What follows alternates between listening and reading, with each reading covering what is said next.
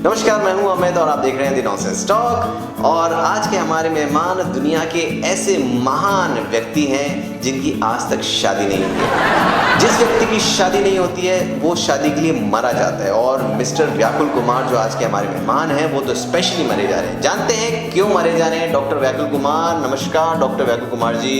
नमस्ते। नमस्ते डॉक्टर साहब, आप शादी के लिए क्यों मरे जा रहे हैं? किसने कहा आपको कि मैं शादी के लिए मारा जा रहा हूँ? ये बिल्कुल गलत बात है। देखिए, समझिए कि कॉन्सेप्ट है जी। लड़कियां बिल्कुल तिजोरी की तरह होती हैं और उस तिजोरी का खजाना कोई भी लूट सकता है और इस बात का डर हमेशा माँ बाप को रहता है। मेरी वाली भी कहीं ना कहीं तो होगी, तो मुझे भी उन जो माँ बाप है उसके उनसे उसको मुक्ति दिलवानी है ना, तो इसीलिए बस मैं शादी जल्दी करना चाहता हूँ। अच्छा, मुक्ति दिलवाना चाह रहे हैं आप जी। लड़की को? लड़की को मुक्ति की जरूरत क्या है? वो तो अपने माँ बाप के साथ रह रही है, तो उसको किस प्रकार की मुक्ति चाहिए? अच्छा जी। आपकी शादी होगी? जी नहीं, अभी तक नहीं हो पाई है। जब आपकी बच्ची होगी ना तब आप इस बोझ को समझोगे। आपकी होगी? मेरी नहीं हुई। मैं तो लोगों के बोझ को समझता हूँ। I have emotions. You don't know. जी, जैसे कि मुझे बताया गया कि आप डॉक्टर हैं। जी। तो किस तरह के डॉक्टर हैं आप? मैं जानवरों का डॉक्टर हूँ। ओके, जानवरों के डॉक्टर। जी। तो बेसिकली आप कुतिया को प्रेग्नेंट कर देते हैं? देखिए, मैं कुतियों को प्रेग्नेंट नहीं कर सकता जी। हूँ, ना करता हूँ। ये काम तो कुत्तों का ही है। जी जी। लेकिन मैं उनकी डिलीवरी कराता हूँ, बाहर निकालता हूँ कुत्ते बच्चे, मतलब जो भी। ओके, तो लवेरिया बहुत टिपिकल काम है, आप नहीं समझोगे। नहीं, बिल्कुल नहीं। मैं कैसे बोलूँगा, मैं डॉक्टर नहीं हूँ। अच्छा, आप लवेरिया का इलाज भी करते हैं? जो जानवरों के लवेरिया होता है उनका? No comments. इसके बारे में मैं कुछ नहीं कहना चाहूँगा। इंसानों के लवेरिया का इलाज करते हैं? जी, ये बात आपने कुछ अच्छी कही। जी। देखिए, मेरा विश्वास तो है, लेकिन कभी कभी मैं चीज़ों में पर्सनली मुझे सिर्फ एक ही चीज़ करनी है, वो है शादी। उसके अलावा मेरा कहीं और फोकस नहीं है। मैंने सुना है कि आपकी कुंडली में मंगल दोष भी है। मैंने भी सुना है जी। लेकिन किससे सुना ये नहीं पता। आप जिससे भी सुना है उससे सुन के मुझे बता देना। आपको अच्छा एक चीज बताइए, आपको किस तरह की लड़की चाहिए? देखिए, मुझे सिर्फ एक ही खासियत होनी चाहिए कि वो लड़की है, बस। देखिए, लड़कियों को पुरजोर पर्सनैलिटी वाले, अमीर, इंटेलेक्चुअल, विटी, इस तरह के लोग पसंद आते हैं। आप तो, मैं क्या कहूँ आपके बारे में, आपकी तो आवाज़ भी लड़की जैसी है। देखिए, आप एक बात बताइए मुझे जी। कि मेरी पर्सनैलिटी में आपको क्या कमी नजर आ रही है? वैसे देखा जाए तो आपकी पर्सनैलिटी में कमी है। ये तो आप बेइज्जती कर रहे हैं, लेकिन मैं आपको बता दूं, अगर आपकी बात बोल रहे हैं जी, तो जिनकी बहुत अच्छी पर्सनैलिटी होती है जी, क्या उनकी टट्टी में से बदबू नहीं आती है? ये कैसे बेहुदा से तर्क दिया है आपने? ये बेहुदा नहीं है, जी। टट्टी सब करते हैं, आप भी करते हैं। जी, कैमरे पे तो ना बोलते हैं। कैमरे की क्या बात है, बदबू होती है। सच्चाई रहेगी, हमेशा झूठ थोड़ी ना हो जाएगी। तो इस तरीके से कंपैरिजन करके आप अपने आप को महान सिद्ध करना चाहते हैं? देखिए, ये महानता की यहाँ कोई बात नहीं आ रही है जी। ये सिर्फ आपकी मोटी गाड़ी सी सोच है और कुछ नहीं। आप ये कहना चाहते हैं, आपने जो तर्क दिया उसका मतलब ये कहना चाहते हैं आप कि जो आप हैं वो इस समय मोस्ट एलिजिबल बैचलर हैं टाउन में या इंडिया में? Yes, I am eligible for everything. सब बेसिकली आप कितना कमा लेते हैं?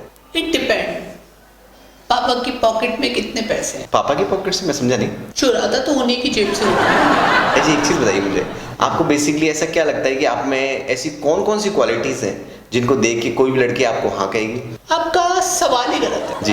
बिल्कुल गलत सवाल है। अच्छा। आपको ये पूछना चाहिए कि मुझ में ऐसी क्या खूबी नहीं है। तो आप ये बता दीजिए कि आप में ऐसी कौन सी खूबी नहीं है? मेरे में एक्चुअली में सारी खूबी है, ऐसी कोई खूबी है ही नहीं जो मुझ में ना हो। अच्छा, मतलब आप सर्वगुण संपन्न हैं। जी। और ये गलतफहमी होने का कारण? मेरी खूबसूरती। आप खूबसूरत हैं? हैंडसम। आप हैंडसम भी हैं? बहुत हैंडसम। अच्छा, वैसे आप लव मैरिज करना चाहेंगे या अरेंज मैरिज? लव मैरिज हो या अरेंज मैरिज हो, मैरिज होनी चाहिए, सबसे इम्पोर्टेंट बात ये है। तो अभी मेरा सिर्फ फोकस मैरिज पे है। Love arrange time waste. देखिए, शादी के बाद ये बहुत कॉमन है, सास बहू की लड़ाई होती रहती है, जैसे कि आप सुनते ही होंगे।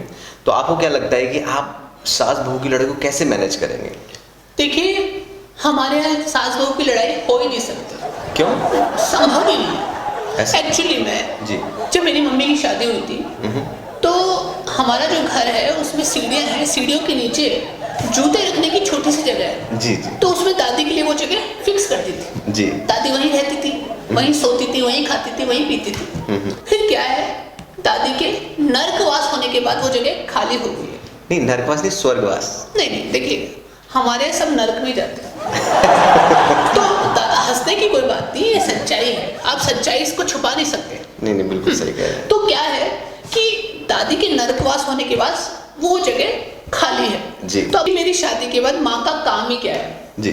झाड़ू, पोछा, बर्तन, बहू की मालिश। बेसिकली बात ये है कि जितना बहू एंजॉय करेगी उतना ही तो मैं एंजॉय करूँगा। जी।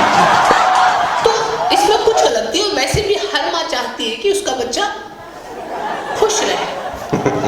नहीं, बिल्कुल सही बात। तो मतलब आपका कोई उत्तरदायित्व नहीं है आपकी माँ के प्रति? उत्तरदायित्व क्या होता है भाई? मेरी माँ मेरी जिम्मेदारी है, लेकिन उससे ज्यादा बड़ी जिम्मेदारी है वो लड़की जो मेरे घर आ रही है। देखिए, आप उस लड़की के प्रति फिक्रमंद हैं, ज्यादा फिक्रमंद हैं जो अभी तक आपके घर नहीं आई है, लेकिन उस माँ के लिए फिक्रमंद नहीं है जो आपके साथ 25-30 साल से रह रही है। माँ के लिए तो फिक्रमंद हुई ना, तभी तो मैंने बोला क्या काम है, और माँ को जगह दी ना मैंने। तो सारा झाड़ू पोछा पड़ता आप तो देखिए, ये हमारे परिवार, देखिए बात समझिए, ये हमारे परिवार की रीत है। इससे आपका कोई लेना देना नहीं होना चाहिए। ये आप मुझे सोशल मैसेज मत बताइए कि मुझे ये करना चाहिए, वो करना चाहिए। भाई, रीत जो है उस रीत के अनुसार ही तो चलेंगे हम लोग। व्यापक कुमार जी, बेसिकली हर व्यक्ति के जीवन में कोई ना कोई लक्ष्य होते हैं। आपके जीवन में भी बहुत सारे लक्ष्य रहे होंगे, तो उनकी प्राप्ति के लिए आपने ऐसे क्या प्रयास किए जिसको देख करके कोई भी लड़की आपसे शादी करना चाहेगी? मुझे प्रयास करने की कोई जरूरत नहीं पड़ी, क्योंकि मेरे लक्ष्य थे ही नहीं। अच्छा, जी। एक बार शादी हो जाए जी, उसके बाद लक्ष्य भी बना लेंगे। और फिर मेरा तो मानना है जी कि काल करे सो आज कर, आज करे सो परसों। अगर नींद आ रही है तो सो ले, काम हो जाएगा तरसों। मतलब डॉक्टर साहब, आप पढ़ाई में कैसे रहे हैं बचपन में? देखिए, पढ़ाई में मैं बिल्कुल वैसा ही था जैसे कीचड़ में कमल खिलता है। ओके, कमल जैसे यानी? कीचड़ जैसे। जी। देखिए, ऐसा है कि IAS एकेडमी वाले जी मुझे भर्ती करने की तैयारी कर रहे हैं, लेकिन मैंने मना कर रखा है तब तक जब तक मेरी शादी नहीं हो जाती। पता नहीं लड़की कहाँ से आएगी, तो किस डिस्ट्रिक्ट से आई थी, तो कहाँ मुझे ज्वाइन करना है, इसलिए मैंने अभी डिसाइड नहीं किया। ओके, तो IAS कौन से बैच में क्लियर किया आपने? कब क्लियर किया, कौन से ईयर में? पहले 10वीं तो क्लियर कर लो। तो 10वीं से पहले आप IAS? पहले 10वीं आती है, IAS आता है। नहीं, पहले तो 10वीं आती है, पहले 10वीं क्लियर कर लो, उसके बाद IAS भी क्लियर कर लेंगे। अच्छा। नहीं, आप कह रहे थे वो आपका इंतजार कर रहे हैं IAS एकेडमी वाले आपको लेने के लिए। हाँ, तो कितना इंतजार करवाएंगे आप? बस तो ये 10वीं हो जाए 2-3 साल में, उसके बाद 5-6 साल में ग्रेजुएशन कर लेंगे जी। उसके बाद बस वो तो बैठे हैं। देखिए, शादी का जो बंधन है, ऐसा कहा जाता है कि वो ईश्वर बनाते हैं। तो अगर आपके लिए कोई लड़की बनी होगी तो आपको मिली जाएगी, तो आपको इतना घबराने की, चिंता करने की जरूरत क्या है? देखिए, क्या है, कई बार भगवान से भी गलती हो जाती है जी, समझिए बात। नहीं बिल्कुल। भगवान चाय पीने चले जाए, समोसे खाने चले गए, या फिर लंच में चले गए, डिनर पे चले गए, तो उसकी जिम्मेदारी कौन लेगा? ये कैसी इलॉजिकल बात कर रहे हैं आप? कोई नहीं ले सकता। देखो, ऐसा है जी, कोई लड़की हो तो बताना, चाय पानी की व्यवस्था कर दूंगा। किसकी? ले देके। अरे यार, कैसी बात कर रहे हो आप? इंटरव्यू में ऐसे रिश्वत ऑफर कर रहे हो आप? ऐसा समझो, आप कैमरा चालू है। ये रिश्ते की बात है, ये कोई वो देने लेने वाला नहीं, ये अपने घर की बात है। आपसे कोई लड़की हो, बढ़िया बता समझो, आप चंद रुपयों के लिए मैं किसी लड़की के जीवन को इस तरीके से अंधकार में कैसे डाल सकता हूँ, कुएं में कैसे डाल सकता हूँ किसी लड़की को? आप समझिए मेरी बात को। आपको कुछ नहीं करना, आपको बस ऐसे डालना। कैसे डालते हैं? ऐसे डालते हैं। यार, आपको देख करके कोई थूकेगा नहीं, आपको समझ रहे हो? थूकना नहीं है जी। किस करना है? तो डॉक्टर साहब, आप कुंडली मिलान में यकीन करते हैं? भाई साहब, मैं अपने बाप पे यकीन नहीं करता, कुंडली में क्या यकीन करूंगा? 3 शादियां करके बैठा हुआ है, हमारे यहाँ एक भी नहीं हो रही।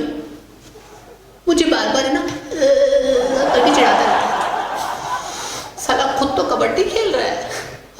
पे चिड़ी उड़, कबूतर उड़, मैना उड़, तो बस ये कर रहे हैं। बहुत बुरा हो रहा है आपके साथ। बहुत दया आ रही है। दया मत करो, जरूरत नहीं है। रोना आ रहा है। रो। अच्छा, एक चीज़ समझ में नहीं आ रही मेरे डॉक्टर साहब, आपकी शादी होने में इतनी डिफिकल्टी कैसे आ रही है? आजकल तो मैट्रिमोनियल साइट्स हैं, इतनी सारी साइट्स हैं, कहीं से भी आपको आराम से अच्छा रिश्ता मिल सकता है। देखिए भाई साहब, एक बहुत बड़ी प्रॉब्लम है जी।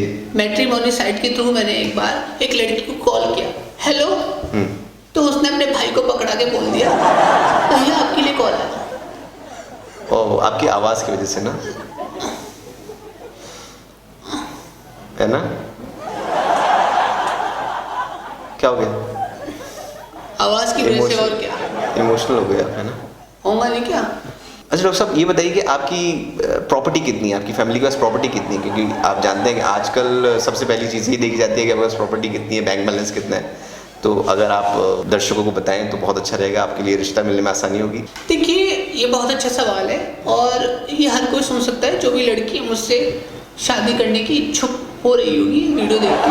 जी। तो देखो ऐसा है कि 50 बीघा ज़मीन हम लोगों ने दिल्ली में, बहुत उससे भी बड़ी ज़मीन है, उसमें हम लोग व्हाइट हाउस जो अमेरिका में है उससे भी बड़ा एक बंगला ओह, बना रहे हैं। बहुत बड़ा। सोचो जी सोचो जी, आलीशान।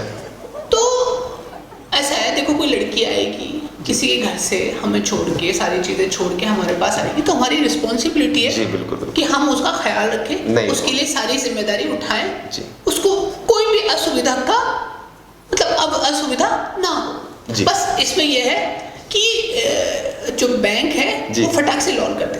अच्छा, कोई बैंक है आपकी नज़र में जो जल्दी से लोन कर दे? तो थोड़ा देखो ले दे के कर लेना, चाय वाय पी लेना, बिस्किट खा लेना, पार्ले जी। मतलब ये जो 50 बीघा में आप जो बना रहे हैं, ये लोन पे बना रहे हैं, समझो? तो लोन तो मिल ही जाएगा ना, लेकिन काम करवा दो, जल्दी हो जाएगा। मैं बात करूंगा कि आपको इतना बड़ा लोन मिल सकता है कि नहीं, लेकिन उसके लिए तो आपको वो इनकम टैक्स रिटर्न वगैरह देखते हैं वो ना? सब भरी हुई है पापा ने। अरे मेरे पापा का उसका टेलीकॉम इंडस्ट्री खोली हुई है उन्होंने। अच्छा, टेलीकॉम इंडस्ट्री खुद की? किस नाम से? देखिए ऐसा है जी, ऐसा है कि ये टेलीकॉम इंडस्ट्री, देखो अभी मैं गुप्त है, नेक्स्ट क्वेश्चन में बताऊंगा इसका जवाब। डॉक्टर साहब, फैमिली बैकग्राउंड के बारे में कुछ बताइए आप।